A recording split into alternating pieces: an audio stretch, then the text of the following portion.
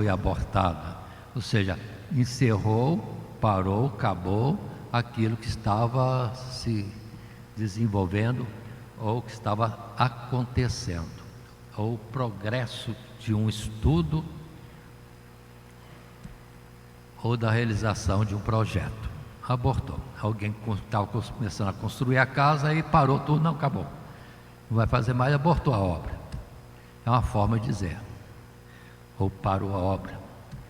Então, mas o assunto quando fala de aborto é justamente a questão que envolve a vida de um ser no ventre de uma mãe.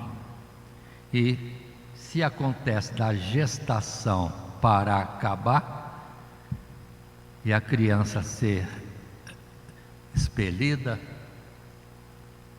se perder aquele processo de gestação, aí eles falam que houve um aborto. E o aborto, irmãos, a perda da criança que está no ventre da mãe, pode ter muitos motivos. O motivo voluntário de alguém ou involuntário.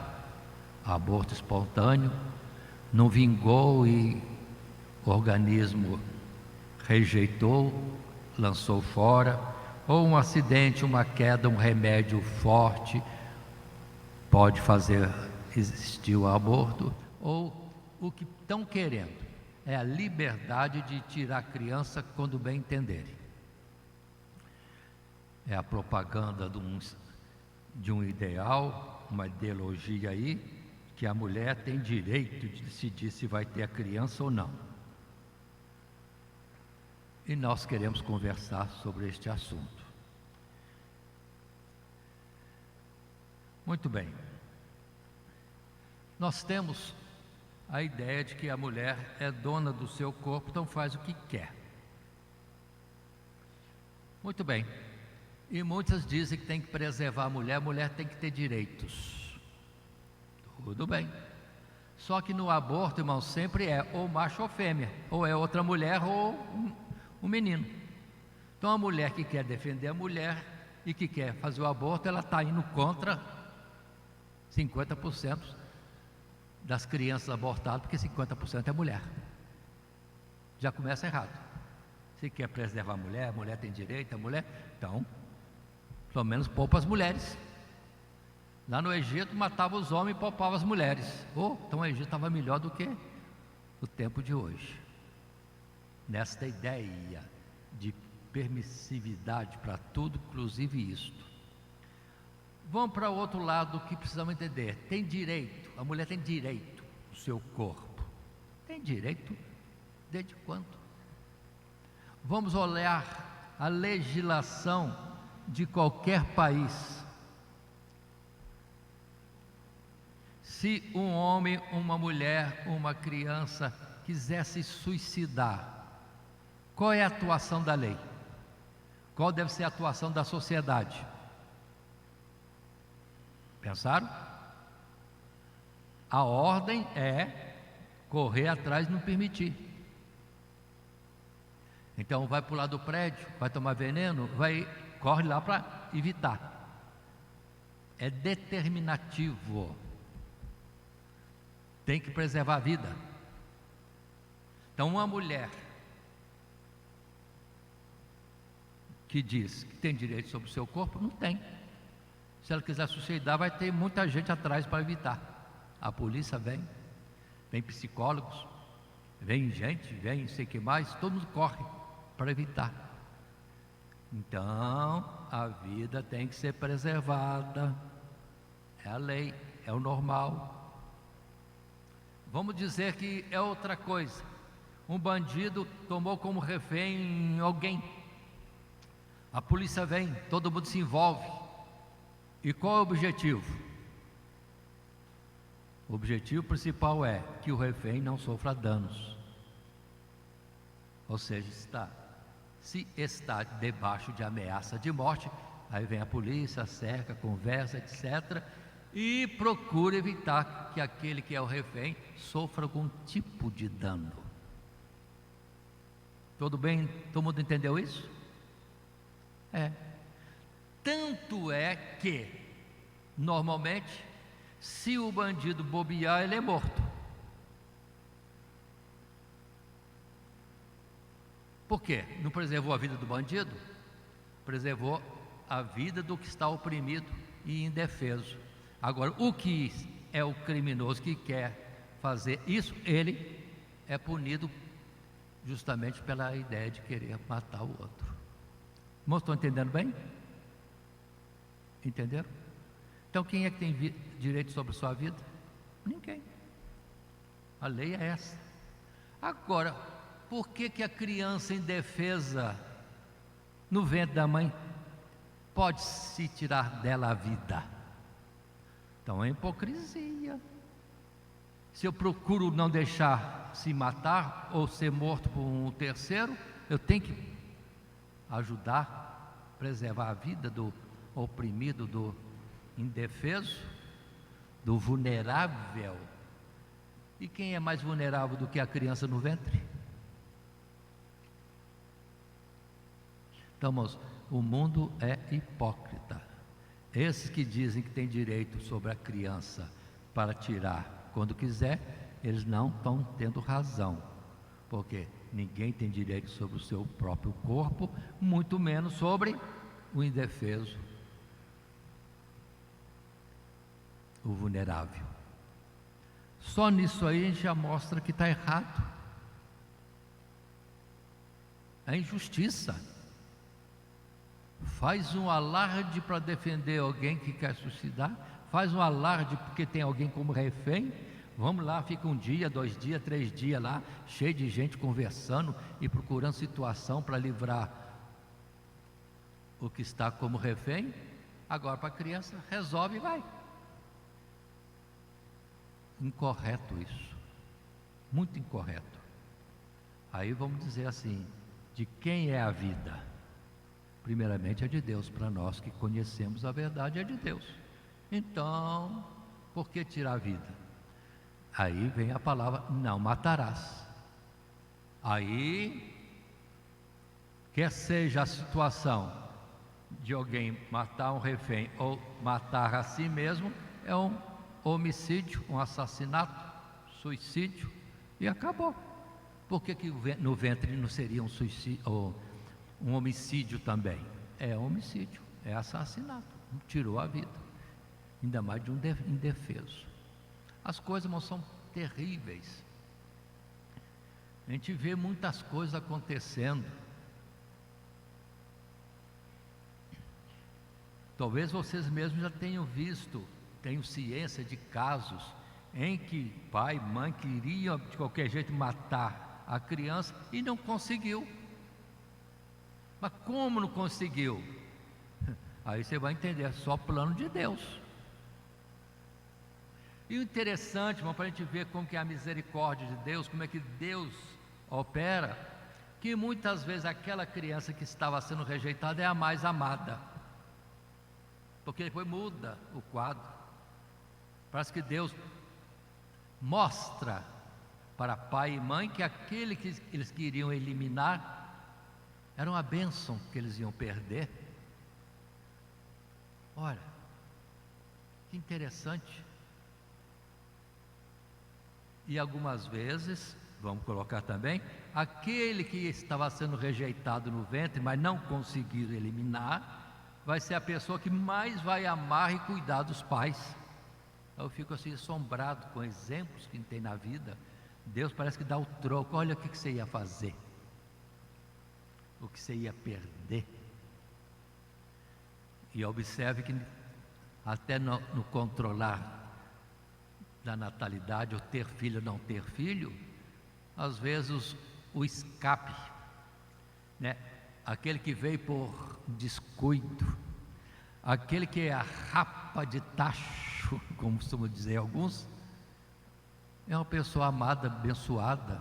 Aí temos o Davi, temos outros tantos por aí, que era o último e apareceu quase que como José, como Benjamim, amados e grandes na história de Israel. Então, irmãos, é um mistério que acompanha essa luta que existe. Agora, alguns vão dizer desta forma: ah, mas tem caso de abuso. Tem caso de abuso. Estupro? Tem caso de estupro, abusos. Mas isso é desculpa esfarrapada, porque se for analisar no dia a dia o porquê de muitos quererem aprovar o aborto, não é porque foi estupro ou foi um abuso. O que aconteceu? Ou o que acontece? É que 0,01% de tanto aborto que existe por aí, dos que são cadastrados, não é abuso. A maioria é adultério, prostituição. 0,01%, isso é quase nada. Aqui é um estupro, um abuso. Então não serve para justificar isto. Inclusive a nossa legislação falhou feio. Nesses dias aqui no Brasil, uma criança de 13 anos, apareceu em gravidez. Aí vem o juiz e diz assim: deixa a criança nascer. Ah, mas foi abuso, estupro, é uma criancinha tendo um filho cedo demais.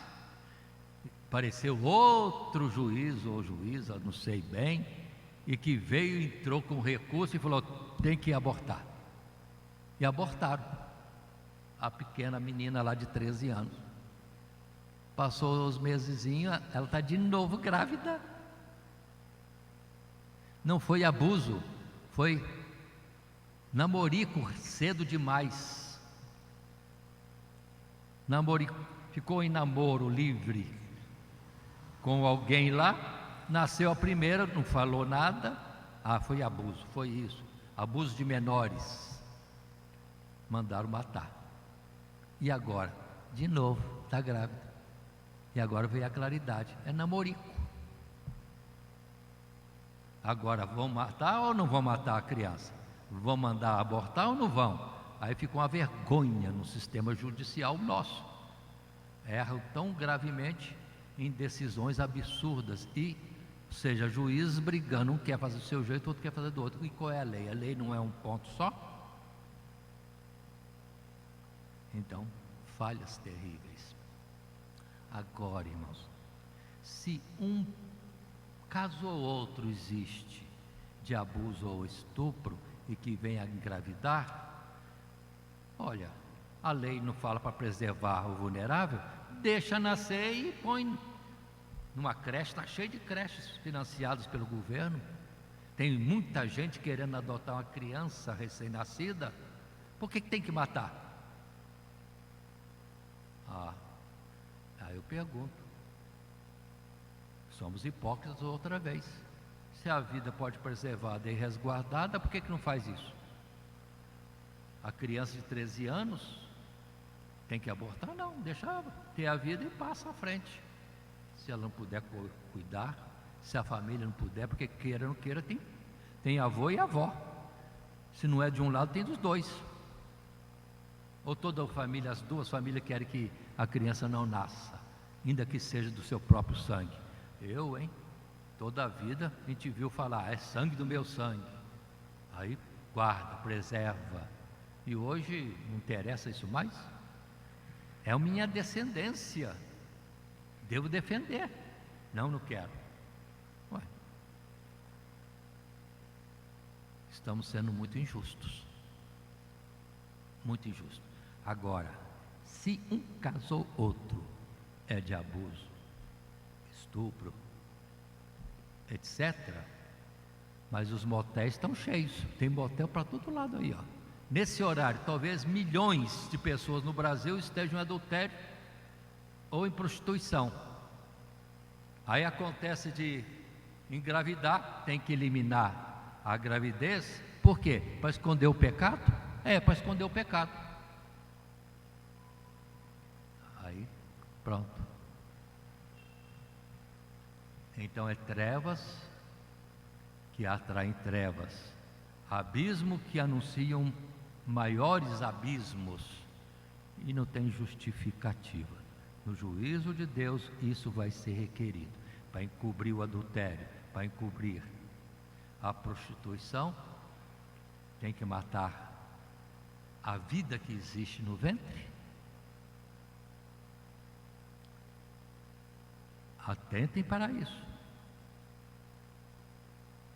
Mas muito bem, aí dizem outros que nesses casos aprovados, até o governo financia. Agora vai ser livre, não precisa ser escondido, não precisa correr o risco de uma clínica clandestina fazer, porque costuma dar muito errado.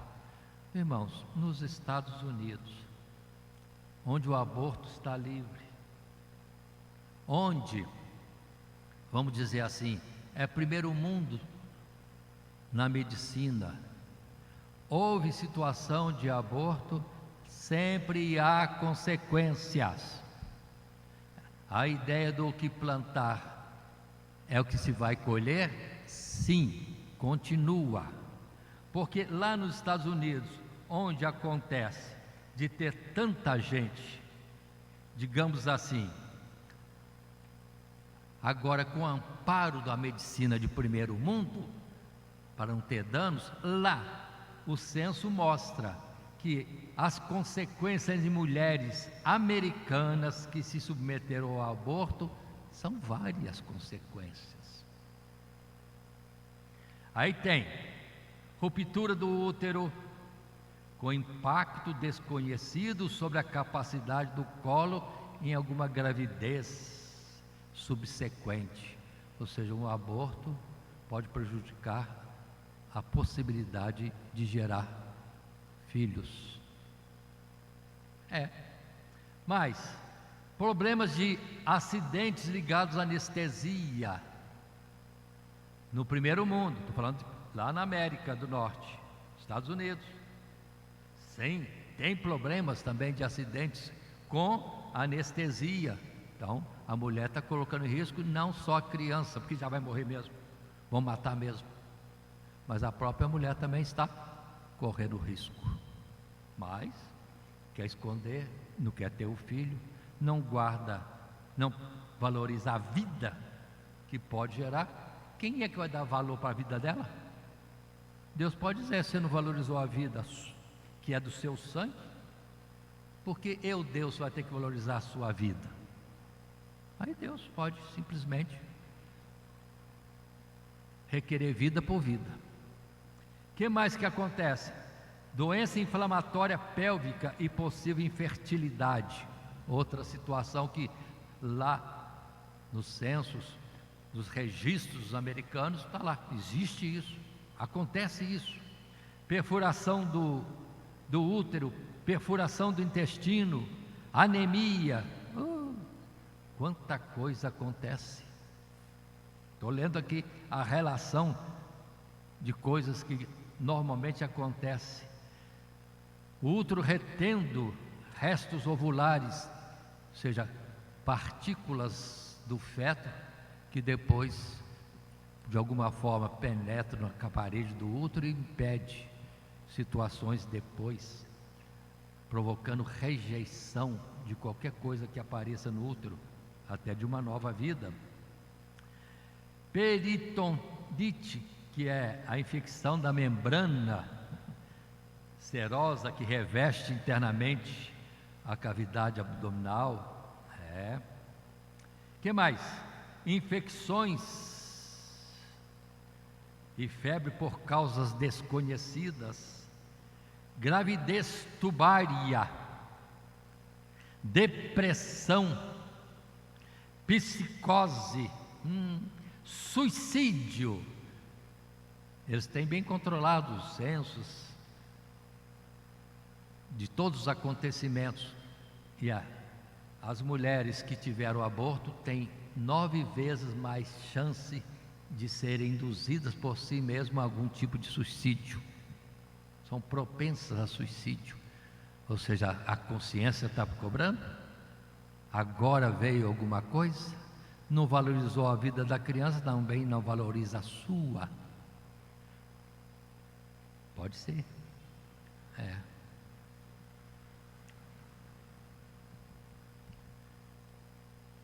Risco de abortos espontâneos na sequência da própria vida aumenta 10 vezes.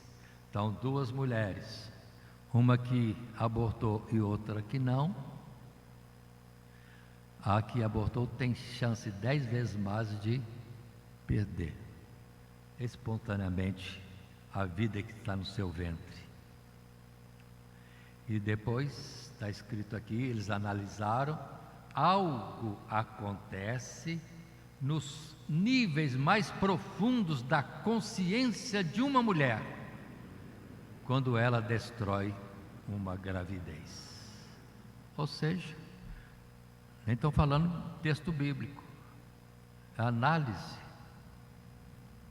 relatórios, levantamentos de proporcionalidade dos acontecimentos. Ou seja, mulheres que passam pelo processo de aborto estão bem comprometidas em muitas situações físicas, traumáticas, psicológicas e psiquiátricas, vai para tua aí afora. Então, irmãos, estou falando materialmente, já falamos judicialmente, falamos naturalmente, mas aí cumpre a palavra que está em Timóteo: amantes de si mesmo. Às vezes não é adultério, às vezes nem é prostituição, mas não quer se preservar, quer manter o corpo esbelto. Ama a si mesmo e mata a vida, que vem de si mesmo. Nem os animais fazem isso. Os animais morrem defendendo a sua prole. Modelo comum no nosso quintal, quando nós podíamos ter quintal, criávamos um bichinho como a galinha, como ela defende, e vê os mais ferozes também como defendem a sua prole. E o homem, chamado para ser imagem e semelhança de Deus, chamado para ser alguém que anuncia a vida e vida eterna para os outros, entra pelo processo da morte, então não serve para ser evangelista, não faz parte do reino de Deus, porque não preserva a vida natural. Vai dizer que ama a vida espiritual? Não ama. Não ama. Se não ama aquilo que ele mesmo gera, vai amar o que não gerou? É hipocrisia. Mas, irmãos, então observe que só essas poucas palavras já nos deixam um pouco preocupados de que entre nós há muito hipocrisia.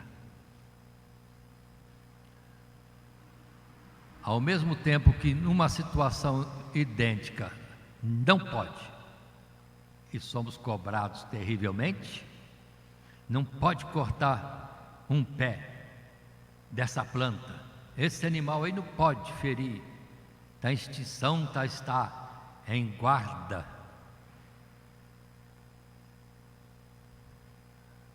Em proteção. Palmito, se você corta uma árvore de palmito, que absurdo, que crime. Se você tira a pedra do leito do rio, você é preso sem fiança. Agora, matar uma vida pode? É livre? O governo vai custear? Hipocrisia. Aí ele tem vida, fôlego de vida de Deus. Na pedra não tem, e nem na árvore do palmito ou outra qualquer. Então somos hipócritas. No juízo não passamos, irmãos. Não passamos, se tivermos ideias semelhantes a essa, porque é contrassenso.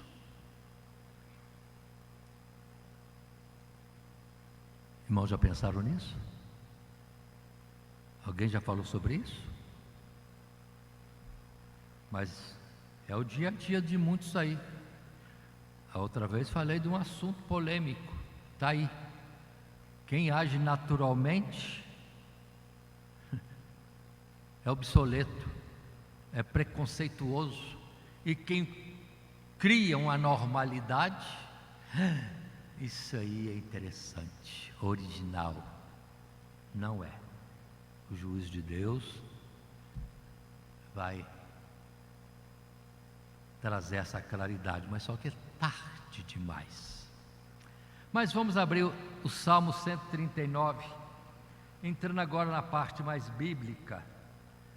Salmo 139.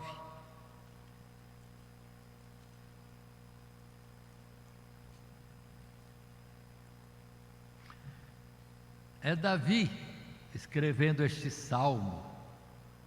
Senhor, tu me sondastes e me conheces. E a palavra, irmãos, vai andando, explicando a veracidade de que tudo está patente aos olhos de Deus, nada se lhe escapa.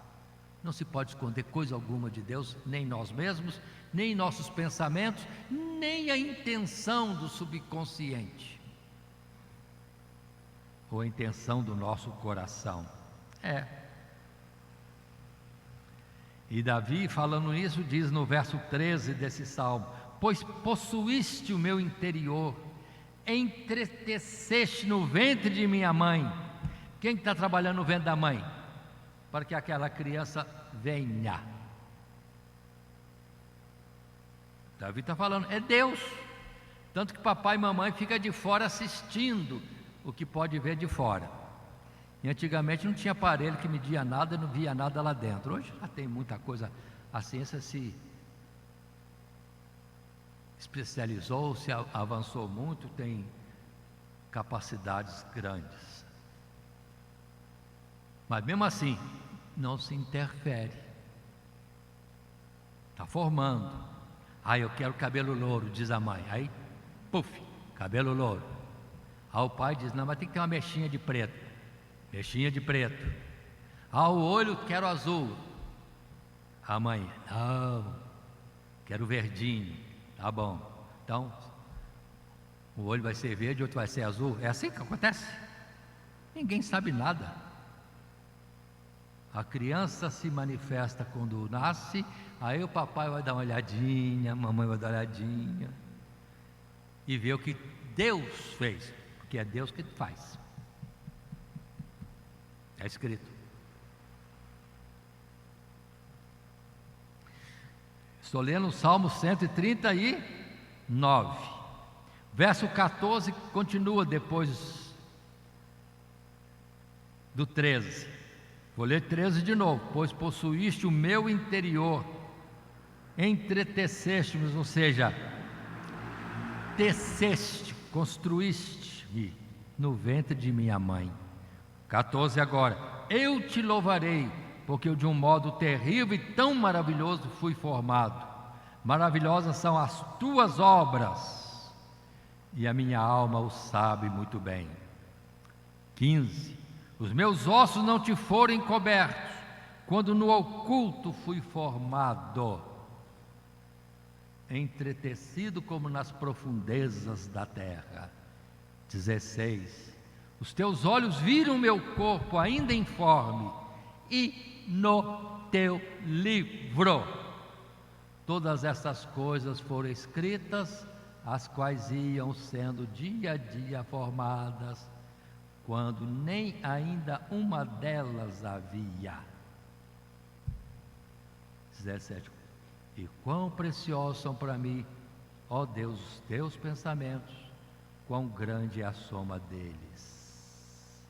Volta um pouquinho no 16.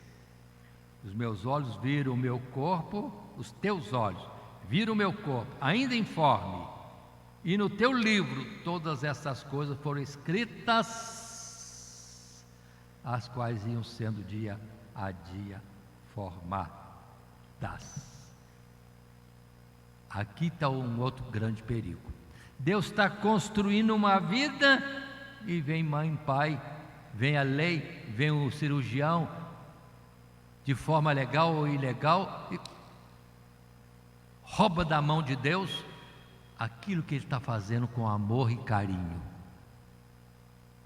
E na verdade, além desse ato, eles estão eliminando um projeto de Deus.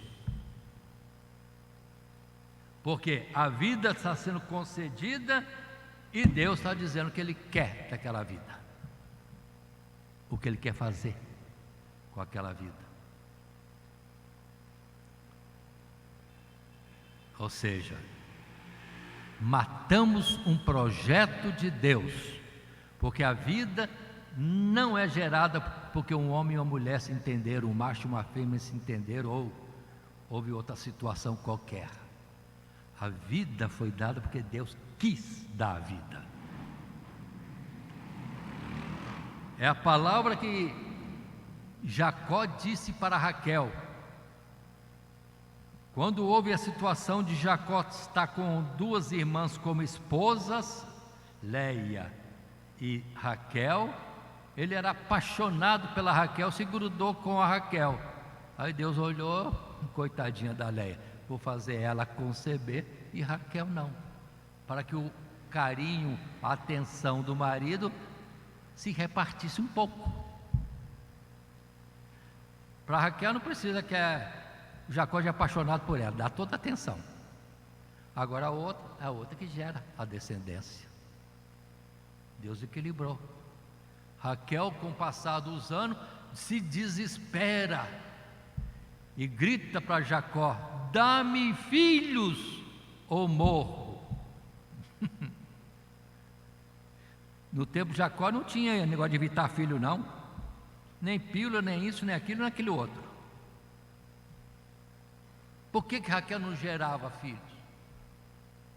Porque Deus não queria. E os dois se entendiam com muito amor e muita afeição e etc. Mas não é porque estavam tendo, vamos dizer assim, a convivência comum, coabitando juntos. A Bíblia às vezes fala: e Jacó conheceu Raquel, e Raquel não gerou filhos. Aí Jacó veio com a palavra para Raquel: estou eu no lugar de Deus para te abrir ou fechar a madre? Qual é o ensino? A vida é de Deus, Ele dá quem quer. Aí tem uns assuntos interessantes, irmão. Entre nós tem casos assim. O homem ou a mulher faz a operação e depois a mulher acha-se grávida. E o difícil é quando o homem fez a operação, a mulher se engravidou e já vem ideia, traição, adultério. Ou a ciência errou, ou houve falha, mas tira isso aí. Não, porque foi entre nós e ficou lindo a história. O homem fez a operação para não gerar filhos, passou o tempo, a mulher está grávida e veio então suspeitas, revoltas, brigas, mas felizmente não teve aborto nenhum. A mulher levou o filho, a gestação até o final. Ao que nasce, para quem olha para o menino que nasceu, é a cara do pai, parece que tiraram xerox. Ou seja, Deus parece que ironicamente deu uma xerox do pai. Ela olhou assim: é a cara do pai. Deus poupou a mulher que estava sendo julgada erradamente e mostrou para ele: você não queria ter filho, mas eu queria gerar, queria mais uma vida de vocês, e acabou. Então, irmãos, precisamos entender. Se tem uma vida existindo no ventre, Deus quis, porque Ele deu a vida. Abraão ficou com Sara quantos anos? Mas só teve quando Deus quis.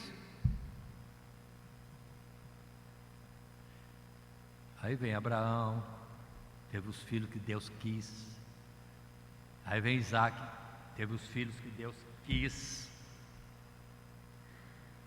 Depois vem quem mais? Jacó. Aí Jacó tinha que ser 12 homens para serem os patriarcas das 12 tribos. Ou seja, Deus dá como quer, o plano é dele. E se vocês forem analisar outros exemplos, eu tenho explicação porque que Deus deu aquela quantidade ou não. E Abraão, observe, foi só se ajuntar com Agar, a escrava, a mulher já engravidou, a escrava engravidou. Depois, e Sara, só no tempo certo, quando Deus veio visitar Abraão, no ano que vem, Sara vai abraçar um filho, e o nome deles deverá ser Isaque. Você nasce quando Deus quer. Então, se existe a vida, foi para abuso, foi por isso, foi para aquilo outro, prostituição, adultério ou sei lá o que, Deus quis. E vem o homem que quer esconder o erro, a falha, ou por capricho, amando assim mais, não quer ter essa criança. Deus vai cobrar tudo isso no dia do juízo. Não vão brincar não, que o negócio é sério. A vida é tirada, assassinato. Tira da mão de Deus, que Deus está esculpindo, e quebra. Desrespeito, afronta e mata um projeto de Deus. Misericórdia. Então, fica aí para a gente analisar tudo isso, irmãos, e ver o que está acontecendo. Mas vamos mais um pouco. Abra em Gênesis, capítulo 25, verso 23. É o caso de Isaque e Rebeca. Casamento bonito, Deus escolheu. Não houve namorozinho para ver se dava certo, não.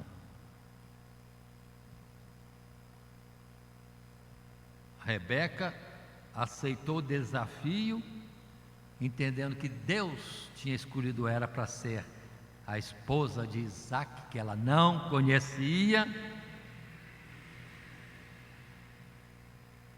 mas porque houve testemunho de que Deus estava no negócio, ela aceita o processo, deixa pai, mãe e vai sozinha, digamos assim, para encontrar o que vai ser seu esposo. Isaque está lá no campo, orando, trabalhando, vê a comitiva chegar, vai ao encontro. Aí é amor à primeira vista mesmo. Amor à primeira vista, amor à primeira palavra, amor ao primeiro gesto. Pronto, casal lindo, mas não geraram filhos. Passou 20 anos. Aí, quando ela se sentiu grávida, ou estava com uma gestação, começou a reparar. Naturalmente as mulheres conversavam entre si: mas você foi assim? Para mim está diferente. Explica. Ninguém sabe explicar. Parece que está tendo uma briga, uma revolução aqui dentro. Ela foi orar a Deus: Deus, por que eu sou assim? Primeiro estéril, e depois uma gestação diferente das outras. Aí o capítulo 25, verso 23 diz: e o Senhor Deus lhe disse: 2 nações há no teu ventre, e 2 povos se dividirão das tuas entranhas. Um povo será mais forte do que o outro povo, e o maior servirá ao menor. Aí vem Esaú e Jacó. E Deus não falou: tem 2 meninos aí que já estão desentendendo desde o ventre, porque um é espiritual e o outro é carnal, e a carne e o espiritual, ou o carnal e o espiritual, não dão certo mesmo, é briga constante. Deus não falou assim.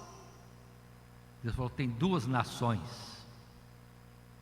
Vamos supor que Rebeca estivesse vivendo no dia de hoje: Isaque, vamos dispensar essa aqui, que isso aqui está meio esquisito. Estaria matando 2 nações. Ninguém pensa que aquela criança que está no ventre que querem matar vai ter filhos, vai ter netos. Eliminando aquilo, elimina toda uma descendência. No dia do juízo você eliminou. Eu eliminei o quê? Só um embriãozinho, estava novinho ainda. Deus diz, não, 2 nações, se fosse o caso, né, desse verso. Então ninguém sabe o que está fazendo, no que está mexendo, contrariando uma obra de Deus e um plano de Deus. Irmãos, é coisa séria. Dia do juízo vai ter muito que se explicar, vai ter. Então vamos entender hoje, e naquilo que por acaso tenhamos falhado, concordado de uma coisa que não é própria, adequada, vamos pedir misericórdia, perdão já. Porque não tendo consciência que fere a Deus, contraria a Deus, você não vai pedir perdão. Mas chegar no dia do juízo vai ser cobrado. Mas se entendermos, de fato reconhecemos, nos arrependemos, pedir misericórdia, Deus perdoa. Não sabe o que faz, ou não soube o que fez. Mas o fato existe. Vamos falar de Sansão? Deus queria o Sansão. Imagine se os pais vão fazer um aborto. Ainda bem que naquele tempo não tinha isso. A vida, em especial do filho, era algo desejado, protegido. E hoje essa situação anormal, animalesca, não, animal vai reclamar, eu não. Vai gritar o leão, vai gritar o boi, vai gritar o cavalo, e todas as espécies vão clamar, não, nós não, só esse homem aí, ó, que diz ser chamado para imagem e semelhança de Deus. Então não pode nem falar isso, né? Vão ferir os animais. Está pior que bicho. Bom, pior que bicho está. Não é igual a bicho, não. Está pior que bicho. O negócio é sério, irmãos. Misericórdia é sério demais. Continuando. Sansão nasceu, cumpriu aquilo que Deus estabeleceu. Israel foi livre 40 anos da opressão dos filisteus. Projeto de Deus. Teve filho? Não. O projeto de Deus era ele não ter filho, mas que ia acabar com os filisteus, ia. Daquele jeito? Deixa para Deus. Aí, muitos falam de Sansão, o jeito da vida dele. Bom, deixa para lá. Ele é ungido de Deus, então ele é impulsionado por Deus. Desse jeito, deixa para lá. Deus tem as suas razões. Ele escolheu o método, e o método dele é escolhido. Quem vai colocar obstáculo ou requerer de Deus alguma explicação? Mas está aí. Que vamos falar também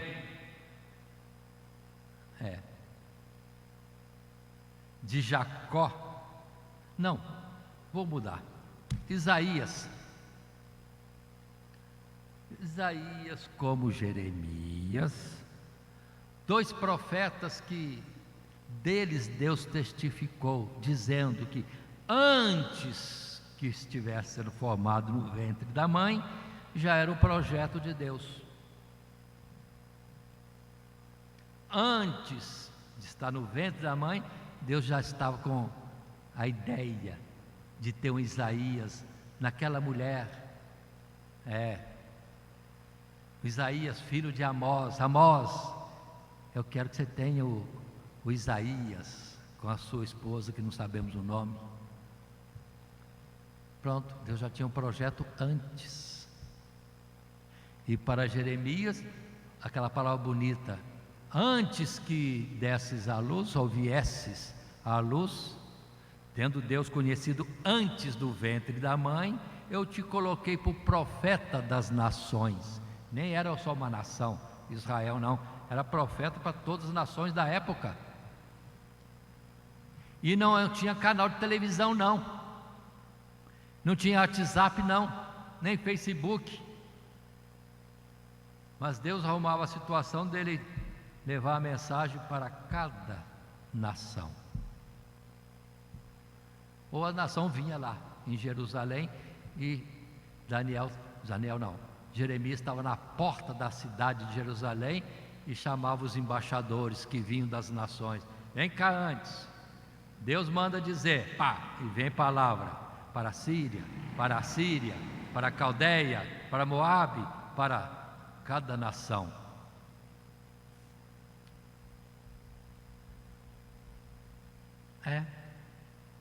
Ainda bem que a mãe do Jeremias não viveu nesse tempo de hoje, que talvez ela quisesse preservar a sua formosura. Sobre Isaías, irmãos, está no capítulo 44, verso 24, tá? Se alguém gosta de anotar os versos, aí está. Lá em Isaías 44, um pouco antes, verso talvez 24, fala de Ciro, imperador dos medos e persas, rei de reis. E Deus fala: antes que você existisse, você não me conhecendo, eu determino o seu nome, Ciro, coloco o sobrenome, só que não falou aqui, e te dou os tesouros escondidos, quebro as fortalezas diante de ti, as portas de ferrolho serão abertas. Agora eu quero de ti a assinatura de um decreto. Olha o que Deus faz. Um decreto.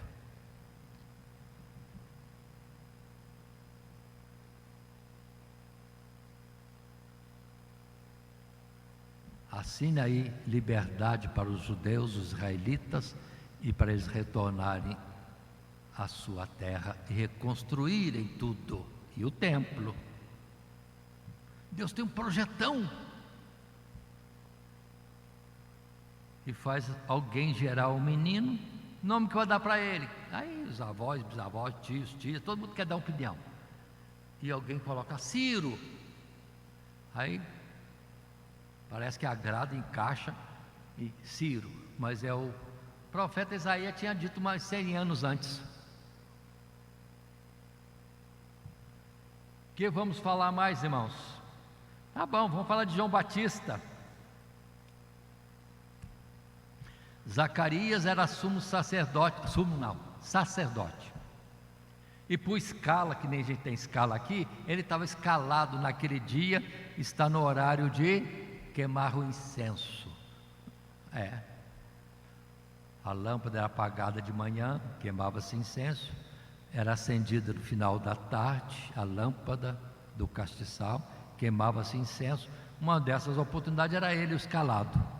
Ele vai lá fazer o ato no santuário de Deus, e lá está um anjo. Nunca entrou duas pessoas ali. Está o anjo lá e começa a falar com Zacarias. Isabel, tua esposa, está estéril até hoje. Ela é avançada em idade, estéril em todo o tempo, mas agora ela vai conceber um menino, e você põe o nome de João, porque esse João será grande diante de Deus. Aí vem Malaquias 3: eis que envio o meu anjo diante da minha face. Era o João Batista. Começa a anunciar a proximidade da vinda de Jesus, ensinando o povo a andar de forma correta, cada um na sua situação. Quem é policial faz assim, quem é comerciante é assim, quem é marido proceda assim, quem é mulher, esposa, proceda assim, filhos procedam assim, e ensina a cada um a viver a vida que lhe competia na sua responsabilidade. E todo mundo sendo ensinado qual a forma correta de viver. Pronto, Jesus chegou, encontrou corações como que preparados para receber a mensagem, a semente do Evangelho, e sereis salvos. E o papai Zacarias não acreditou não, mas a palavra foi firme. João é o nome dele, e você vai ficar mudo até que isso aconteça. A criança nasce e você põe o nome de João. Aí tinha toda a família, cada um dizendo um nome. Aí Zacarias chega lá com a tabuazinha e alguma coisa para escrever. O nome dele tem que ser João. Se ele tinha mais espaço, ele colocou, porque o anjo de Deus falou que tem que ser João. A hora que ele colocou aquilo, pronto, a voz dele saiu, e ele, cheio do Espírito Santo, profetiza a palavra que está em Lucas capítulo 1, lá para o verso 15 em diante. Está no ventre, é obra de Deus que está em formação. Antes quase que não se vê, depois é pequenininho, depois vai crescendo, ganhando forma e sai. Pronto, irmãos. Só não tem tamanho e entendimento, mas cada dia vai completando-se a obra, crescendo em corpo, em entendimento, e se for com graça de Deus, cresce na graça de Deus, como Jesus também, que foi crescendo em virtude e graça diante dos homens e diante de Deus. Então o processo de formação da vida não é só no ventre, é fora do ventre também. Vocês sabem muito bem, irmãos e irmãs, mães, pais, a criança fica por conta, é o reizinho da casa, todo mundo tem que ficar por conta dele. Tem formação. No ventre era para ser tratado do mesmo jeito, era para a mãe e pai ter todo o zelo até o ponto de não dormir e não comer direito, para cuidar do que está vulnerável, indefeso no ventre, e depois que sai tem que cuidar também. Então podia também eliminar, muito pequeno, não vai dar nada não. Não vai dar nada não. Depois temos o próprio Senhor Jesus, Lucas capítulo 1, verso 42. Vamos contar essa história devagarzinho. Depois de falar com Zacarias, passam os tempos, o anjo Gabriel vai e fala com Maria. Como foi a aparição de Gabriel para a Maria, não se fala. Se ele veio todo poderoso ou se veio como um homem normal, não sei. Só que ele saúda a Maria dizendo: bem-aventurada és tu entre as mulheres, ou bendita és tu entre as mulheres. A Maria fica assustada. Eu, hein? O que sou eu? E o anjo fala com ela que Deus tinha um projeto de que nela, no ventre dela, nascesse Jesus. O nome tem que ser Jesus. E ela disse: como é que vai fazer isso? Eu não tenho contato com meu marido. Aliás, aí precisa clarear também. O José era prometido em casamento. Pai e mãe, sei lá quem, já falou: Maria, você vai casar com José. José, a Maria é sua esposa no futuro. Mas os dois, antes de viverem juntos, prometidos um para com o outro, alguém poderia dizer noivado? Não tinha noivado não, irmãos. Tinha compromisso, palavra dada. Ela tinha que se guardar como já pertencendo a José, e o José tinha que se guardar como pertencendo a Maria, mas não foram dados um para o outro viver junto, estavam separados.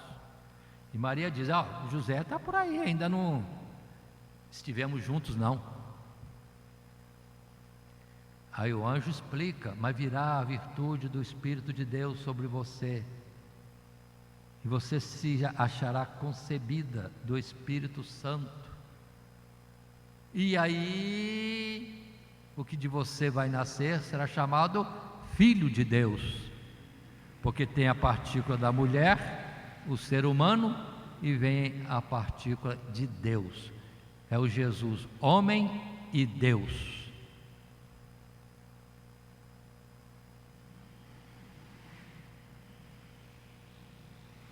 E o anjo Gabriel explica ainda para ela: olha, para Deus não tem impossível. José não vai fazer parte dessa história, linguagem minha. Essa história é você e Deus, para cumprir o que Isaías disse: a virgem conceberá e dará à luz um menino chamado Emanuel, que é Deus conosco.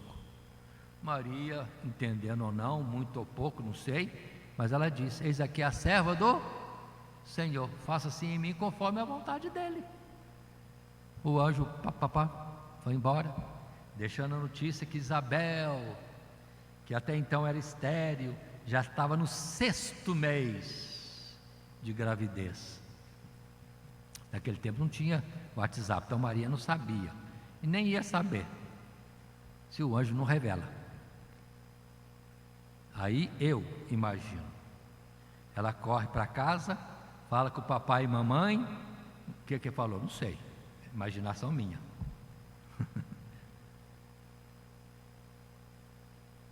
Pai, mãe, Isabel, nossa prima, está grávida do 6º mês. Como é que você sabe? Um anjo me revelou. E ela vai tratar de fazer a malinha dela, porque ela, como prima, quer sair de Nazaré, que é lá na Galileia, e ir para as montanhas de Judá. Não é tão longe assim também não, para ajudar os meses finais da prima. E ela vai ficar lá cerca de 3 meses, ou seja, quando o anjo avisou que estava no 6º, até nascer o Joãozinho. Então não demorou 1, 2, 3 meses para ir não. Ela deve ter saído naquele dia, no dia seguinte, na semana seguinte. Vou colocar 7 dias aí. Foi ela para lá. Lá chegou lá no quintalzinho da Isabel, ela gritou: Isabel!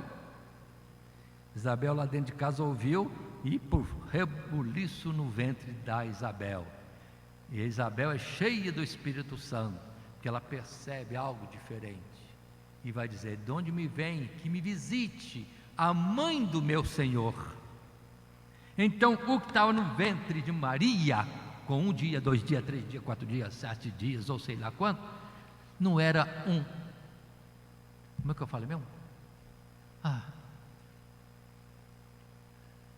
Um feto, não. Um embrião, não. Um óvulo recém-concebido e não tem valor nenhum, não. O que estava no ventre de Maria era o Salvador. O Senhor da Isabel, Senhor do Zacarias, Senhor da tribo de Judá, Senhor de todas as tribos, Senhor dos céus e da terra. Pega um telescópio ou um microscópio para ver, quase que não dá para ver, é quase nada.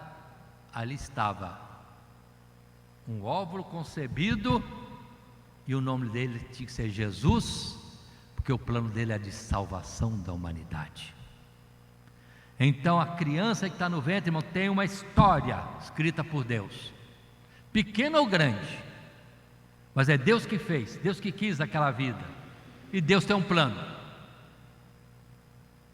Quem faz o aborto nesse sentido de questão de vontade ou não vontade, querer não querer, está destruindo algo em que Deus tem um plano. No dia do juízo tem acerto de contas. E hoje tem pílula para o dia seguinte. Você já encobre adultério logo, ou a prostituição logo. Aconteceu, toma pílula. Estou livre de ninguém saber. Deus viu, Deus vai querer. Não sejamos inocentes, irmãos. Não vamos nos justificar diante de Deus. A questão é séria, muito séria. Aí pronto. Se não bastasse isso, de que um embrião, sei lá que tamanho que tem isso aí, já era o Salvador do mundo, que vamos dizer? Mas vamos deixar Jesus nascer. Jesus nasceu, irmão, Eu creio que chorando também, que nem todas as crianças nascem chorando. Porque o incômodo, o frio, o respirar um ar, que é uma novidade e deve ter algum efeito, a dor do parto normal, e depois o corte do umbigo, sei lá quanta coisa, eu não lembro. Passei por isso, mas não lembro. Vocês lembram? Não lembro, mas vocês choraram.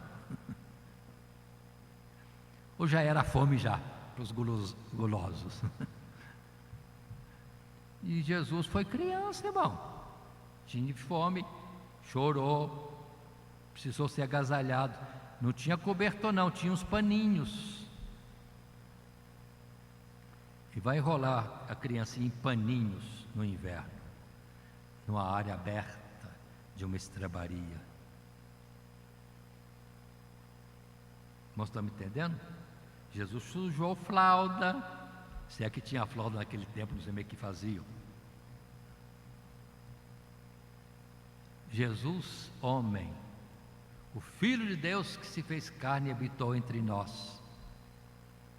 Maria fica 40 dias ali em Belém, esperando passar os 40 dias do seu resguardo, que na lei era da sua purificação.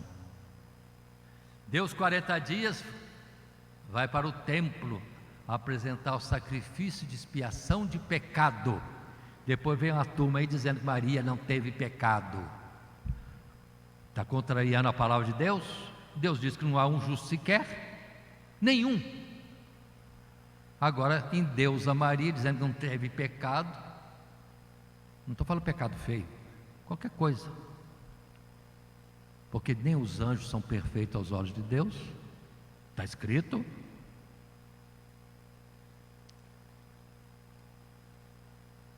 Então vamos lá. O que eu estou dizendo? Maria apresenta o sacrifício de 2 pombinhos. Então ela apresentou o sacrifício de expiação de pecado. Então ela reconheceu que, pela lei, alguma situação, ela esteve em falta ou impureza. O que pela lei, até o fato dela ter fluxo de sangue no seu parto, coisa natural, pela lei já era impureza. Ela teve que entrar no processo de purificação, depois de limpeza, perdão do pecado. Que pecado? Teve hemorragia, mas pela lei era a morte. Vai entender, tem explicações, porque isso são símbolos, figuras. Maria apresentou os pombinhos lá. Deus, perdoa meus pecados, perdoa minha impureza, me purifica totalmente. Como a gente pode estar clamando todo dia. Aí aproveitou que estava em Jerusalém no templo, levou para um sacerdote agradecer a Deus, porque estava escrito na lei: a criança nascida não tem pecado, não tem que batizar, não tem que apresentar sacrifício de expiação de pecado. A criança não sabe nada, mas tem que ser apresentada a Deus para ser colocada dentro do concerto de Abraão, Isaac e Jacó. Aí vem um homem lá, velhinho,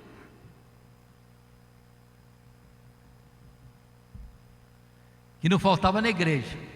Estou com saudade de irmão Tito, irmão Custódio.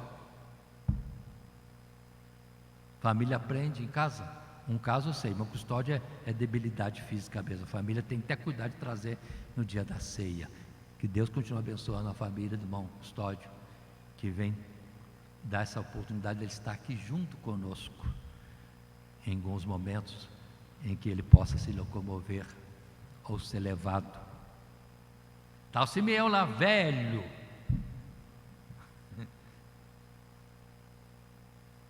que deu o sacerdote, pastor presidente, não veio hoje, ou está na parte administrativa. Aí vem o Simeão, pega a criancinha no colo, olha a criança assim e já tem a revelação de Deus. E ele agradece. Bem que o Senhor disse que eu não morreria sem antes ver o Messias, o teu Cristo, o teu ungido. Então ele olha para a criancinha de 41, 42, 43 dias e olha, Senhor, te agradeço, porque agora tenho comigo o Salvador das nações, a glória de Israel. Ele não olhou se era pequeno, grande, com fralda limpa ou suja, com fome ou não, bem vestido ou não. Ele olhou a criança e teve a revelação. O plano de Deus foi revelado para ele. Este é o Messias, o Salvador do mundo. 40 dias.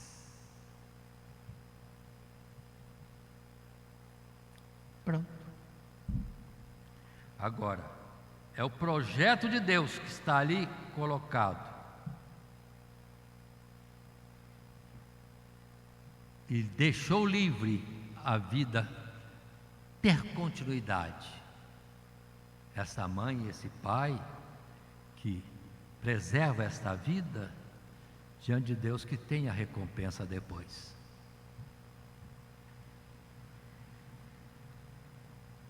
E quem não fez assim, não procedeu assim, só a misericórdia de Deus, não sei como vai ser isso. E se formos ver também, até Paulo, ele mesmo disse: aprove a Deus que desde o ventre de minha mãe me separou e me chamou pela sua graça, para ser o apóstolo dos gentios. Então, irmãos, vamos entender, tem muita coisa que a gente não conhece ainda direito, mas aí está, aborto é cessar o desenvolvimento de uma vida que está na mão de Deus, e Deus está lá, escolhendo o cabelo, a cor do cabelo, dos olhos, direitinho, qual é a cor da pele, mais fortinho, mais magrinho, mais gordinho, mais isso, mais alto, estatura, etc, etc. Deus está controlando tudo isto.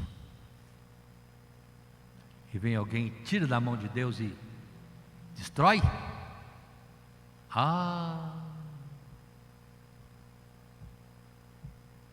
O negócio é perigoso. Tem um projeto naquela vida e eu simplesmente risco esta existência, esse projeto que é de Deus. O negócio está feio. Aí vejam, cumpre-se outra vez e destaco: amantes de si mesmo.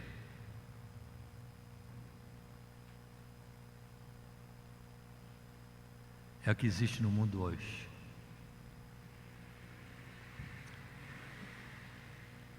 Por querer a sua vontade ou cobrir as suas vergonhas dos maus procedimentos,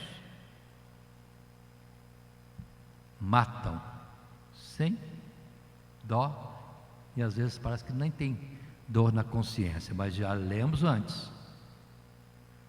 Tem. O que plantou vai ter algo para ser colhido. O que vai ser? Não sei. Mas fica aí, irmãos, para nós.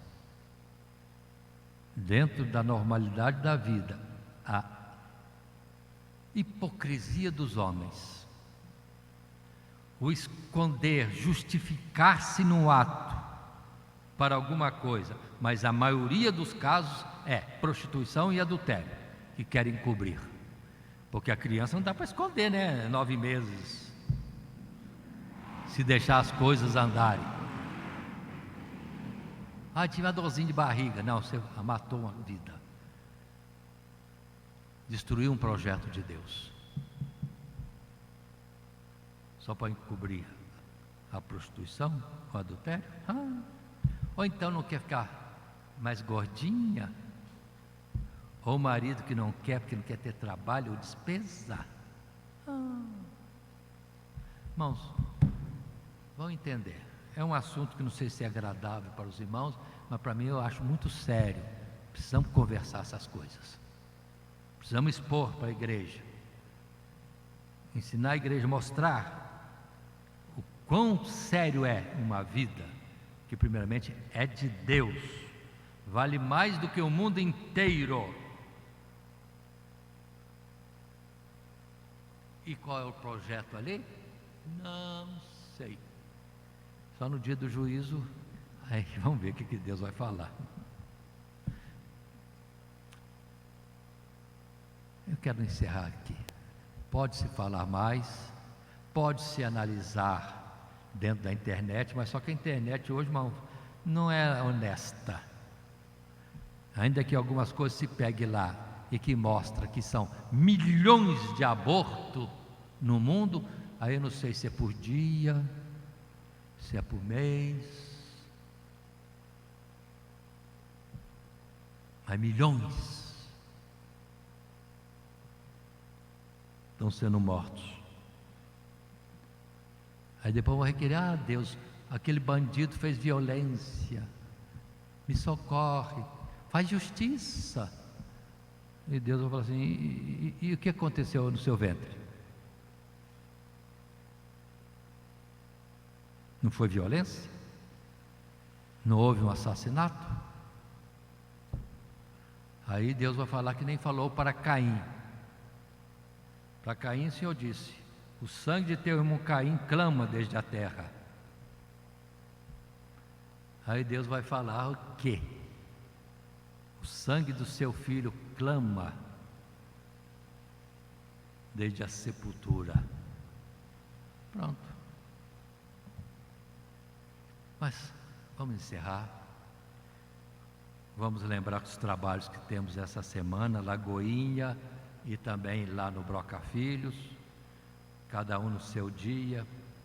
Atente para circular que estão nos quadros de aviso, os dirigentes têm isso consigo e vão procurar, se possível, cooperar, principalmente se for igreja do nosso setor.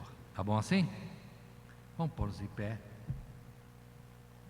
e vamos clamar ao Senhor, pedindo a sua graça para o retorno ao lar, os afazeres de hoje, de amanhã. E lembre-se de clamar pelo Brasil, as coisas não estão boas não. A redondeza nossa está todo mundo chorando. A Argentina chorando, Chile chorando, Venezuela acho que não tem mais lágrima para chorar.